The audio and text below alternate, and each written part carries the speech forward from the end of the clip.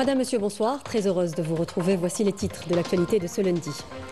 Le président de la République a reçu ce lundi l'archevêque d'Alger, le cardinal Jean-Paul Vesco. On en parle dans un instant.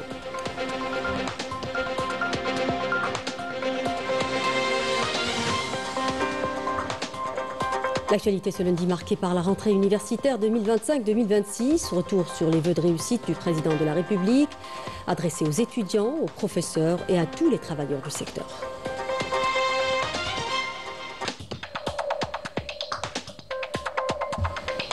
Chargé par le président de la République, le Premier ministre en visite à Jijel, où il a notamment inauguré le complexe de trituration de graines oléagineuses. Kotama Agri-Food de Sifri a également inspecté les travaux de réalisation du projet du terminal à conteneurs au port de Djenjen.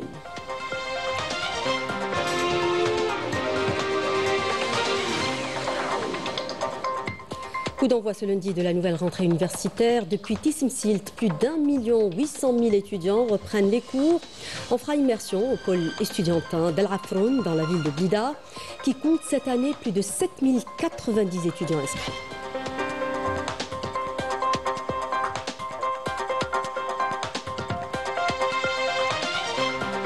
Au Proche-Orient, après le Royaume-Uni, l'Australie, le Canada et le Portugal, d'autres pays occidentaux ont reconnu officiellement ce lundi l'État de Palestine.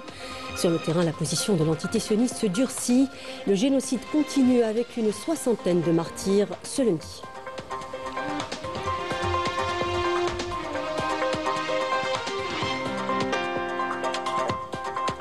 Grogne sociale au Maroc, la précarité et la politique de normalisation avec l'entité sioniste suscitent l'indignation des Marocains qui battent le pavé pour exprimer leur ras-le-bol. Bienvenue à tous, très heureuse de vous retrouver. Le président de la République, Abdelmadjid Tebboune, a reçu ce lundi l'archevêque d'Alger, le cardinal Jean-Paul Vesco. L'audience s'est déroulée en présence du directeur de cabinet à la présidence de la République, Boualem Boualem, et du ministre des Affaires religieuses et des Waqf, Youssef Belmehdi.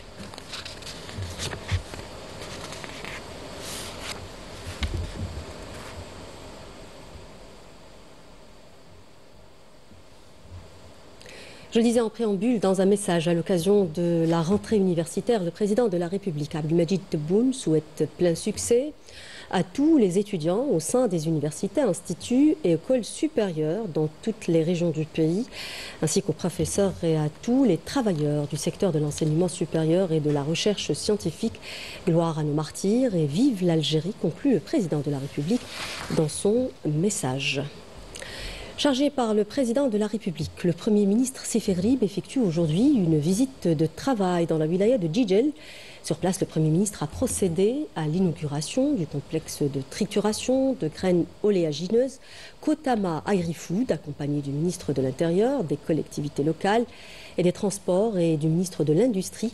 Le Premier ministre a écouté un exposé sur les principales données relatives à ce complexe stratégique qui incarne la vision du président de la République visant le renforcement de la sécurité alimentaire et la réduction des importations ainsi que la création de postes d'emploi. Sifri a également reçu des explications détaillées sur ce complexe de trituration qui constitue un grand défi compte tenu des moyens techniques et technologiques dont il dispose et qui ont permis d'atteindre une capacité de production allant entre 5 000 et 6 000 tonnes par jour. Le complexe couvre plus de 20% des besoins du marché national en huile brute, en sus de plus de 80% des besoins du pays en aliments de bétail. Le Premier ministre a par la suite inspecté les... J'ai longtemps choisi de ne pas aborder ce sujet lors de mes différentes...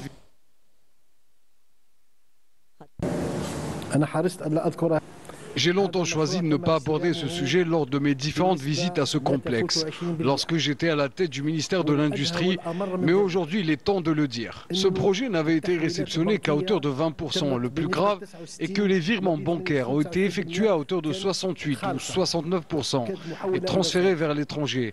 C'est cela le véritable sens du pillage des fonds publics. Heureusement, grâce aux orientations du président de la République et à son engagement sincère en faveur du peuple algérien, le processus processus de récupération de ces fonds est désormais une réalité. Cette réussite est portée par des cadres 100% algériens formés dans nos écoles et universités, ce qui constitue une fierté nationale. Nous avons hérité de ce projet sans études préalables, sans moyens, alors qu'il représentait un défi majeur sur les plans technologiques et techniques. Malgré cela et à travers un suivi rigoureux dans ces différentes étapes, pas moins de 7 à 8 millions de dollars ont pu être économisés au profit du Trésor public. Et le Premier ministre a estimé que l'entrée en production du complexe Kotama Agri-Food est un défi relevé grâce à des compétences algériennes. Je vous propose de l'écouter. Ce que nous avons récupéré aujourd'hui, en plus de ce qui est visible à l'œil nu, c'est surtout la confiance du cadre algérien en lui-même. Et ça, c'est très important parce que le cadre algérien, je le dis et je le répète, a des idées, des compétences et surtout du génie. Il faut simplement lui donner l'occasion de s'exprimer. Et grâce aux orientations du président de la République, nous avons donné cette chance au cadre algérien et ils ne nous ont pas déçus.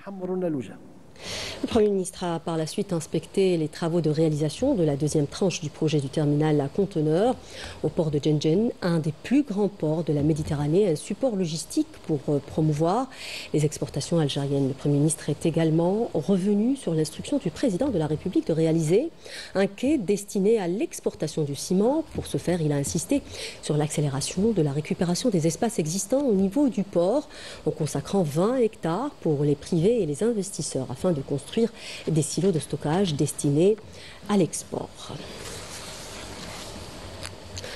Et nous ferons à présent immersion dans le complexe de Kotama Agri-Food visité par le Premier ministre, un projet qui vient répondre à un besoin national, celui de couvrir la demande locale et conquérir les marchés étrangers. C'est un papier signé Amira Sefta, regardez. Dernière série de tests menés par les ingénieurs et techniciens du complexe Kotama Agri-Food. Objectif, s'assurer de la pleine disponibilité des équipements avant le lancement effectif de la production d'huile brute et d'aliments pour bétail. Nous supervisons actuellement les essais. Nous veillons à ce que les équipements et systèmes répondent aux normes de qualité et de sécurité. À l'issue des essais et des vérifications techniques, nous pouvons affirmer que les équipements sont conformes aux standards requis.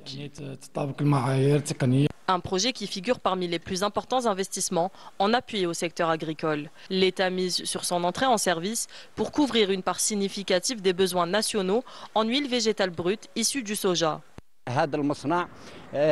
Cette usine donnerait une impulsion majeure à la filière oléagineuse dans son ensemble, avec des retombées considérables pour les professionnels du domaine agricole. Elle permettra de couvrir jusqu'à 80% des besoins en aliments pour animaux qui jusque-là étaient importés. Le projet permettra à terme la création de 350 emplois directs et plus de 1500 emplois indirects. Avec l'entrée en service de Kotama Agri-Food, l'Algérie franchit un cap décisif vers la souveraineté alimentaire. Ce complexe agro-industriel qui offre emploi, valeur ajoutée et réduction des importations est bien parti pour devenir un véritable levier stratégique dans une économie résolument orientée vers l'avenir. Et vous pouvez suivre un documentaire sur le complexe de trituration de graines oléagineuses et d'extraction d'huile végétale Kotama Agri-Food juste après le journal de 20h sur Canal Algérie. Nous le disions en préambule, dans l'actualité ce lundi, la rentrée universitaire 2025-2026 marquée par la reprise de plus d'1 800 000 étudiants. Le coup d'envoi officiel a été donné de Tissemsilt par le ministre de l'Enseignement supérieur et de la Recherche scientifique. Cette rentrée est placée sous le signe du renforcement des pôles universitaires et de l'ouverture de nouvelles filières adaptées aux besoins de l'économie nationale. C'est ce que nous dit Raouf Hamouch dans ce papier. Regardez. Cette rentrée universitaire est placée sous le signe du renouveau et des acquis. Elle est marquée par la mobilisation de tous les moyens humains et matériels. Tout a été mis en place pour offrir aux étudiants des conditions favorables à la réussite et au bon déroulement de leur parcours académique. Et c'est à partir de la wilaya de Tissemsilt que le ministre de l'Enseignement supérieur et de la Recherche scientifique a donné le coup d'envoi de l'année universitaire 2025-2026. Kamel Badari est revenu sur le rôle clé de l'université et l'importance accordée aux étudiants qui sont l'avenir de l'Algérie. Tissemsilt est devenu un levier de développement. L'implication de l'université dans le processus de développement du pays à travers l'innovation et la recherche appliquée constitue la priorité de l'université algérienne. À travers l'université, nous investissons dans l'avenir et nous nous focalisons sur le facteur humain. Les efforts de l'État sont visibles. Amélioration constante des services universitaires, doublement des financements dédiés à la recherche scientifique et multiplication des places pédagogiques et résidentielles. C'est un investissement stratégique fait par les pouvoirs publics pour la souveraineté nationale. Le secteur enregistre plus de 183 400 étudiants, encadrés par près de 75 000 enseignants, répartis sur 117 établissements universitaires. Un dispositif renforcé par 415 résidences universitaires, offrant plus de 175 000 lits, et géré par plus de 120 000 employés à travers l'ensemble des structures. Pour accompagner les mutations économiques et les métiers de demain, la digitalisation a été intégrée aux plateformes pédagogiques, avec l'ouverture de nouvelles filières modernes dans l'intelligence artificielle, les énergies renouvelables et l'économie numérique. Le secteur accorde également une importance particulière à la recherche scientifique et à l'innovation, avec des incubateurs universitaires, des projets innovants en phase de développement, ainsi qu'un large réseau de start-up et de micro-entreprises, créant ainsi un environnement intégré qui soutient la formation académique. Une volonté affichée par les pouvoirs publics aujourd'hui, à travers ces efforts, sa volonté de faire de l'université algérienne une locomotive du développement national et un espace de formation de compétences capables de relever les défis de demain.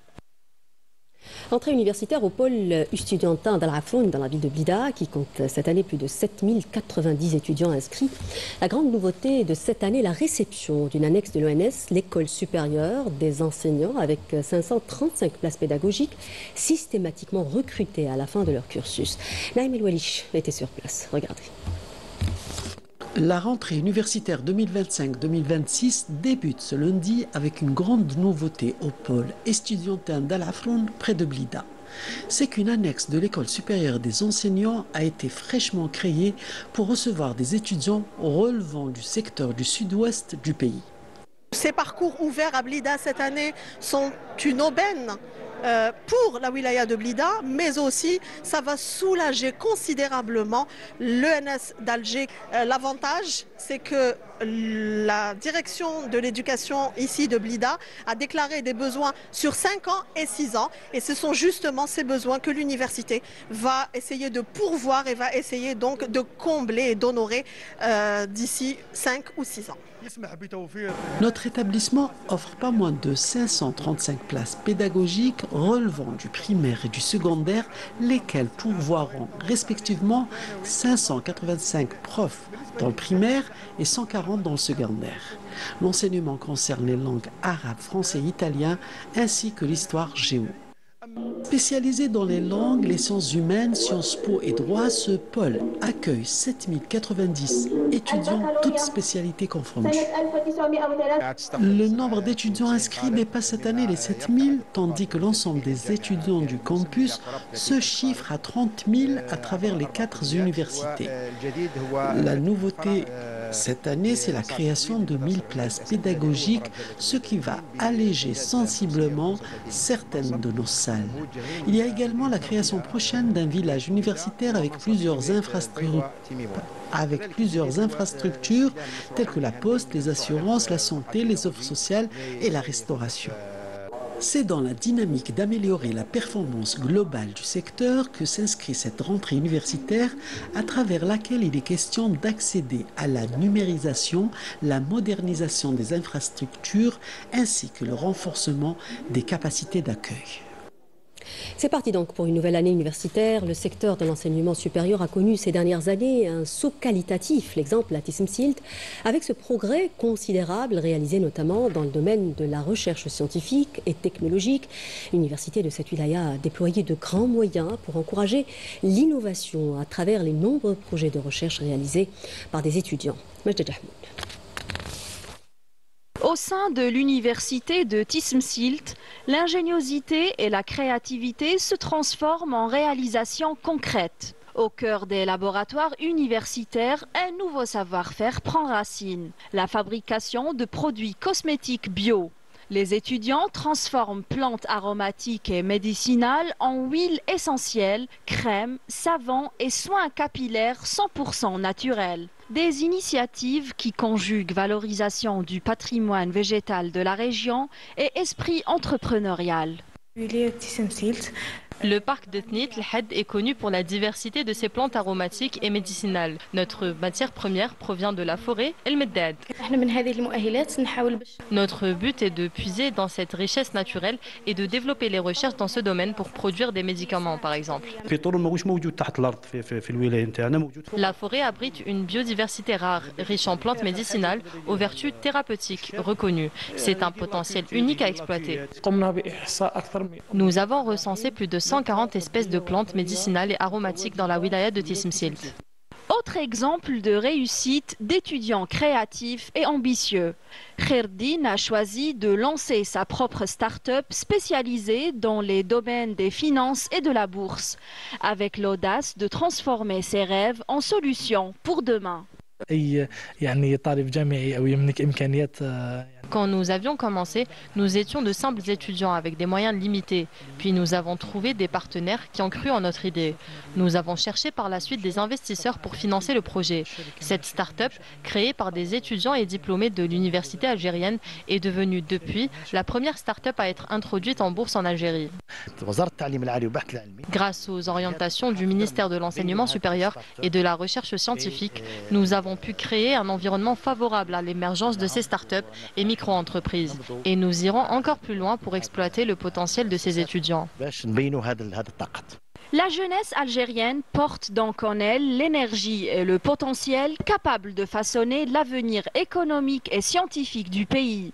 Les universités, elles, ont plus que jamais la responsabilité de transformer ces graines d'initiative en moteur de développement national. Et voilà donc qui clôt ce chapitre consacré à la rentrée universitaire. Dans le cadre de sa représentation de l'Algérie aux travaux du segment de haut niveau de l'Assemblée générale des Nations unies, le ministre d'État, ministre des Affaires étrangères, de la communauté nationale à l'étranger et des Affaires africaines, Ahmed Attaf, a pris part aujourd'hui à New York à la séance plénière de haut niveau de l'Assemblée générale consacrée à la commémoration du 80e anniversaire de la fondation de l'Organisation des Nations unies. Cette session de haut niveau a permis de passer en revue les acquis réalisés par l'ONU au cours des 8 dernières décennies plutôt, notamment dans les domaines de la paix, de la sécurité, du développement et des droits de l'homme. Elle a également constitué une occasion de mettre en lumière les défis croissants auxquels le monde est confronté et de réaffirmer l'engagement envers les principes et objectifs de la Charte des Nations Unies dans la perspective d'édifier un multilatéralisme plus inclusif et plus efficace. Restons à New York. Le ministre d'État, ministre des Affaires étrangères, de la communauté nationale à l'étranger et des Affaires africaines, Ahmed Attaf, a pris part également à la cérémonie de lancement officiel de la Déclaration mondiale sur la protection du personnel humanitaire. Au cours de cette cérémonie, Ahmed Attaf a signé cette déclaration qui vise à renforcer l'arsenal juridique pour protéger les travailleurs humanitaires conformément aux exigences du droit international humanitaire et garantir l'acheminement des aides à ses bénéficiaires de manière totale, sûre, rapide et sans entrave.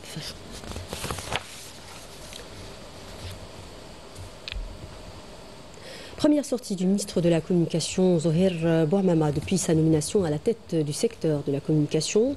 Une visite au cours de laquelle il s'est notamment rendu au Centre international de presse, le CPI, lors de laquelle Zohair Bouamama a sillonné ses différents services, à l'instar du centre de formation dans les métiers de l'audiovisuel et de la cellule de production audiovisuelle et d'information. Le ministre a visité également le siège du Centre national de documentation, de presse, d'images et d'information, où il a marqué un arrêt dans nombre de ses services, dont celui des archives, la salle des revues et des dossiers de presse. Au terme de sa visite, le ministre s'est rendu à l'établissement l'Algérienne du papier, qui a pour mission de constituer un stock de papier au profit des sociétés d'impression.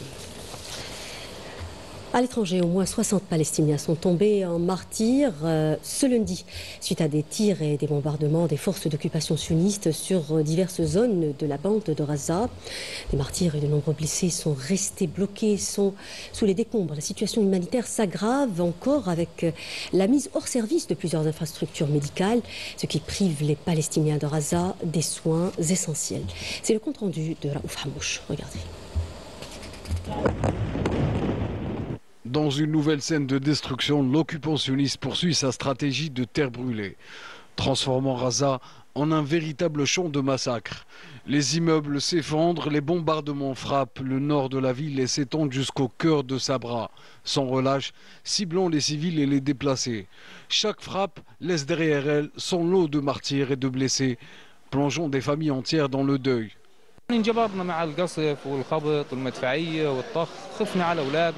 Nous nous apprêtions à fuir sous les bombardements, terrifiés pour nos enfants et nos maisons, quand soudain, mon fils a été blessé par balle au niveau de la jambe. À Rafah, la nuit a été meurtrière. Une famille entière a été décimée, ne laissant derrière elle qu'un petit garçon de 4 ans grièvement blessé. Dans les rues, les cortèges funèbres se succèdent, reflétant l'ampleur de la tragédie du génocide perpétré à Gaza. 5 membres de ma famille ont été tués, 2 autres ont été blessés. Nous dormions paisiblement dans nos tentes lorsqu'une frappe a dévasté notre camp. Toute ma famille a été exterminée. Il ne reste que ce petit garçon âgé de 4 ans. L'exode forcé s'impose à l'est comme à l'ouest, au centre comme au sud. Les bombardements ne laissent ni refuge ni répit. D'un quartier à un autre, d'un exode à l'autre, les Palestiniens vivent chaque jour avec la certitude qu'ils sont une cible potentielle où qu'ils se trouvent. Il n'existe aucun lieu sûr. Toutes les zones sont menacées et exposées aux frappes et aux dangers. Que ce soit au nord ou au sud de Gaza aujourd'hui, la majorité des blessés ont été recensés du côté de Nusayret, devenue à son tour une zone à risque. À Gaza, les mêmes scènes se répètent. Ruines, exode et vies brisées. Chaque jour est un cauchemar pour les Gazaouis, forcés de fuir vers l'inconnu. Et la grogne sociale ne faiblit pas au Maroc face à la précarité sociale et à une politique de normalisation avec l'entité sioniste rejetée par la population. Les Marocains n'ont pas d'autre choix que de battre le pavé pour se faire entendre et exprimer leur ras-le-bol. C'est un papier signé Amira Sefta.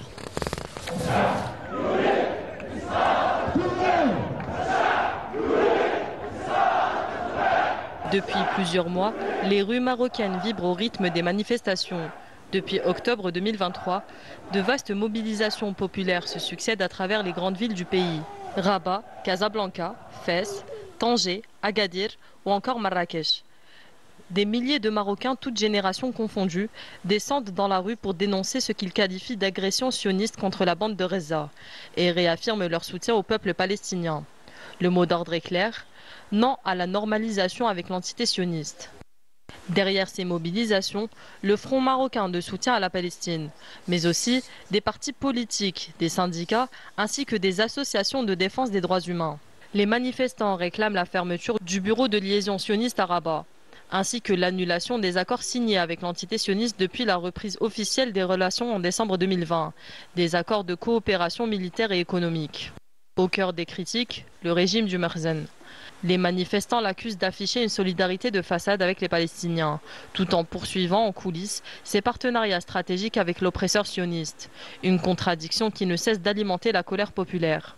Dans les universités, la contestation prend également de l'ampleur. Étudiants et enseignants lancent des pétitions appelant à rompre toute forme de coopération avec des institutions sionistes. Certains sit-ins ont été dispersés par les forces de l'ordre, ravivant ainsi le débat sur les libertés publiques au Maroc.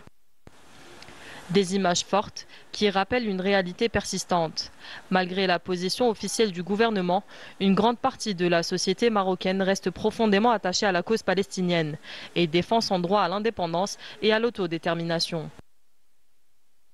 Et avec l'actualité à l'étranger, nous arrivons au terme de ce journal. Merci de l'avoir suivi au nom de la rédaction qui l'a préparé. Je vous retrouve demain à 19h. Au revoir.